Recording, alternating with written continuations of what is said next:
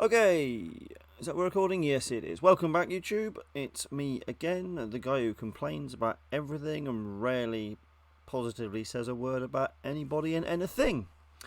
But that's not my fault. I can only criticise people if they do things wrong. I can only praise people if they do things right. It's not my fault if some people don't like that. Of course, I don't have to do this. They're quite right. I could piss off and go somewhere else. But no. Anyway, let's get some more reviews done while I'm still sober. First one is World War II cartridge and pistol belts usage and tips. I'm hoping this will come in handy for reenactors, because when you first get all this kit, it's a bit of a minefield and how to put it all together, how to wear it properly. And if you haven't been collecting this stuff previously to Living History of Reenacting, then most people need some help in how to put it together. One of our guys, when he bought his suspenders, the next thing we saw on WhatsApp was a video of him kicking across the floor in frustration of trying to put them all together. So let's see what this guy has to say. Hello. Today I'm going to be talking about two different types of belts used during World War II, specifically the 1928 cartridge belts and the M36 pistol belts. Note that this is not an M36 pistol belt. This is the World War I 1910, 1912 style pistol Yeah, I think it's a belt. 12. I think that's what it is. I think the 12 has the sword hanger. I'm not well versed No, on sorry, World the 10 War I has the gear. sword I hanger. just kind of know what it looks like, not their designations. The reason why I have it is because they were used during World War II. Yep. But I want to show the differences between this one and, the In fact, 36. that one looks... I won't rewind that. I will, just to... If you look at the end, it looks almost, well, oval, as opposed to these, which, they're flat. Yeah, that's quite odd. Simple topic, I guess. There's not too much to go over. You will notice there's a lot of production differences with them. Yeah. Such as the stamps. This one, I think someone redrew this stamp, which is fine. Yeah, It's usually going to be covered up by a pouch or something. But that's kind of where it's supposed to be, in between these two eyelet hole things, whatever. And in the middle.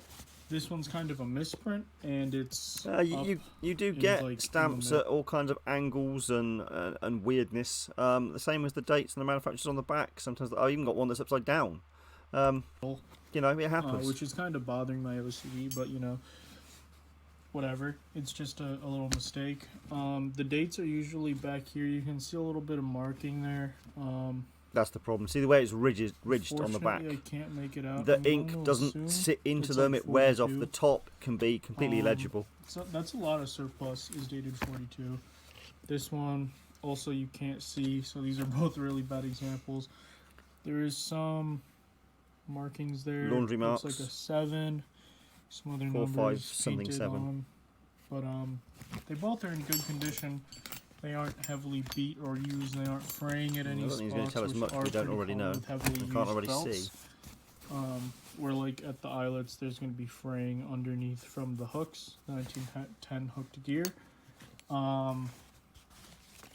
So yeah, when reenacting, if you're just starting reenacting, I recommend not getting any pistol belts. The only time you're gonna want a pistol belt is if you're doing an impression involving an M1 carbine. Which is fine, I guess, if you're starting off, but it's not recommended. No, I don't think he's going to say it. Okay. Or if you're doing anything airborne related, paratrooper, that is, not glider infantry, because they all had pistol belts. They did not have M1923 cartridge belts, so that isn't essential. And don't bother buying a reproduction belt. They're all crap unless you go out the front, and you'll still pay exactly the same price as you will for a brand new, unissued, mint condition M1936 pistol belt. You see them all the time on eBay, 25 quid. Usually they come from somewhere like, the Czech Republic or Romania or some Greece, all around the world you'll see these things. They're original, they were leased lend, they were brought by nations after the war. put into storage. Half of them were never even used.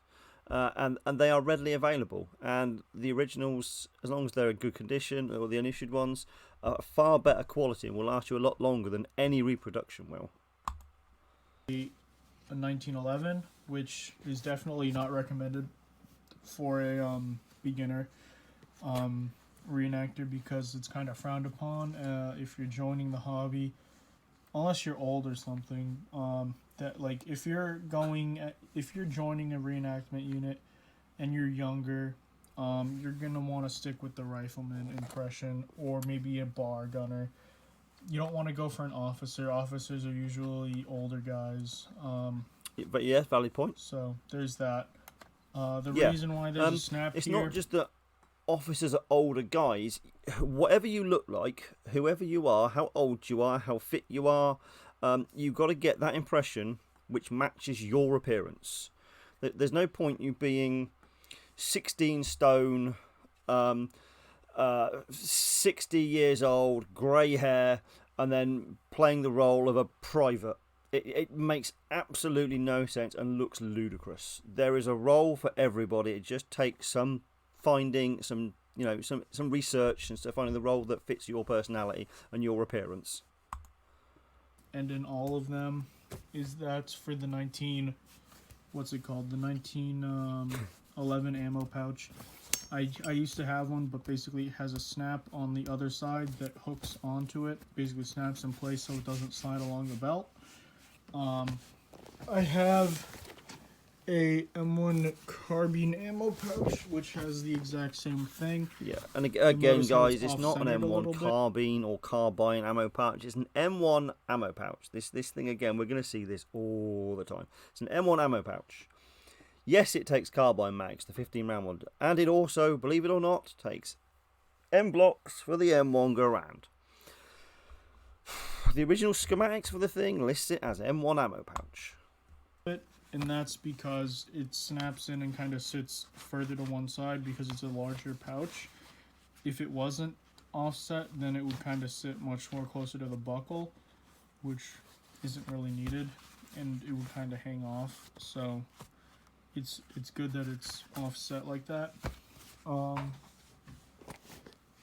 the hooks, these loop things, eyelets, they're meant for the 1910 hooks, obviously, but they do work if you're wearing the belt upside down. The proper way to wear the belt is the snap is going to be on your left side. Well, I mean, this shouldn't need saying, but why on earth would you wear the belt upside down? If you've ruined all the eyelets on one side, you can't just turn it around. I mean, you can, but everything, as he's going to point out, the press stud will be on the wrong side. It will do up back to front. If you've ruined the belt and it's trashed, either throw it away or give it to somebody else or stick it in a display cabinet. You can't turn it upside down. It's not a pair of pants. You should turn them inside out when they're dirty. Side of your body. I'm joking, by the way. That's honestly with all belts from World War I all the way to modern era, is that you want the US stamp facing up, and the reverse, not the reverse of the buckle, but the indented side, like the hole, that is going to be also on your left side, while the thing that hooks onto it goes on your right. Over there's my Vietnam pistol belt, and you'll see the US stamp there, and you can kind of see that the reverse hook, or the whole thing, is also there. So that's just the proper way of wearing the belt. Same with the cartridge belts. Anyways, the differences between the World War I style, this is an older one where it doesn't have any US stamp here, and it doesn't have a manufacturer's mark on this side. Usually you would say, like, in a circle, like 1918 or something like that. This one doesn't, so this is pre-1918 from when they were dating it, and it's in really good condition. There's a big color difference between this. It's more of a mustard. Yeah, khaki, the early World War I stuff, it's like a sort of goldeny golden sort of colour. Some of the early M1 carbine and also used on the M3 grease gun, the slings, are also that same really golden colour that you see on that sort of style of belt there as well. OD, but you know, everyone really considers it a khaki color, or at least I do. But it's much more of a mustardy color. You will find them like more of a whitish color, which is kind of weird. But you know, there's that. The buckles are different. This one is much more wider and it doesn't have this like reinforced bit, and it's also squared off on the 36 belt. So that's one identification of the 36 belt, is it's squared. Yeah, all the fittings are the same shape like on the 36. Kind of fit reinforcement. I have a later one from the 50s that is the square buckle, but it doesn't have the what's it called? This thing, which I think was taken off, or they stopped producing them with these in the late 40s maybe. I think all the World War II ones had these, and then in the 50s and maybe late 40s they just started producing them without that. This one is kind of weird. They're kind of like, the buckle's kind of like bent outwards. Yeah, that's what I'm saying. It looks oval. Be more tight to the belt. I don't think it's bent. I think it was made like that. It's just unusual. A lot more. I had another World War I pistol belt, and it didn't do this, and they were much closer to each other, and it kind of worked more like the T buckles on all the other belts. So. I'm guessing that's a manufacturer's. One of the manufacturer made them like that, and it's certainly unusual. But I like that. It's different, you know. That's something to keep in mind. These slide keepers, I mean, they're called slide keepers. But they don't slide. Which they get mixed up for the Alice clips. Like, those are just, I think, clips, really. I read in a manual that the sliding things that go along the belt that keep the belt thing closed is called a slide keeper. I could be wrong, but it was in a manual from 1960s, maybe late 50s for the field pack, and they called this the slide keeper, so I'm calling it that. They're very flat and they're smooth. Yeah, they barely move. There's the weld. Same with the World War II ones. Smooth. This one's kind of rusted. These are just kind of rusted as well, but the difference on this one is they're like hooked together rather than welded together.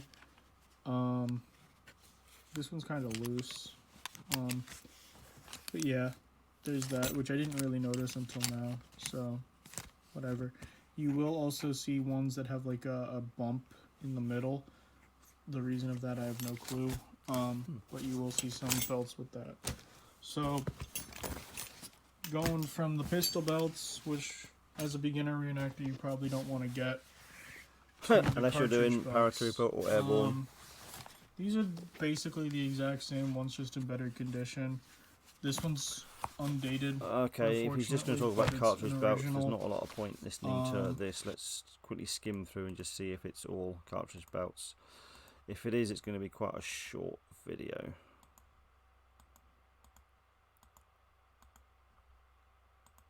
See what he says at the end, just in case there's anything else. Pro, at least find one that has the pointed bottom flaps instead of the flat ones. I see a lot of people with the flat ones, and it's really annoying. For pistol belts, you know, don't even bother going repro. There's tons of these things left. Yeah, for like 25. Yeah. See, I'm glad I did. Yeah, I completely agree. As he says, don't bother buying repro. There are loads of them everywhere, and they're the same price. $5. They aren't even any cheaper than repros. I mean, exactly same price, better quality, and they're original. They aren't more expensive than repros. In most cases, repros are more expensive. I think at the fronts are like $50. Whoa, really? Well, if at the front of $50, you'll get almost 2 originals for that price. Yeah, this was like $25. Well, actually, I got these pistol belts in lots, so it's hard to calculate how much I really paid for them. Except this one, I got the World War I one for free from my grandfather. World War I one. Love that phrase. But you know, these are like $25 max. Go to local military shows. Honestly, a lot of boomer collectors are selling these things off because they don't need them. They got tons of them from when they were like $5 at surplus stores in like the 50s and 60s. Like there's tons of these out in the market. You can find them everywhere. Otherwise, just throwing this stuff around. I mean, it's you can't really break it, but it's just, even so, just. Okay, he's not really saying much more. Yeah, if you're going to buy a belt, just buy an original one. Certainly, if at the fronts are $50, that's twice the price. Let's see if it recommends anything else, because otherwise this is going to be quite short. World War Grand accessories. It's going to be the belt, isn't it? No. Okay, let's end this now, and I'll do another one in a second. Okay, thanks guys. Hope you enjoyed it. I know it was a bit. Well, there wasn't really much to enjoy in there. Okay, until next time.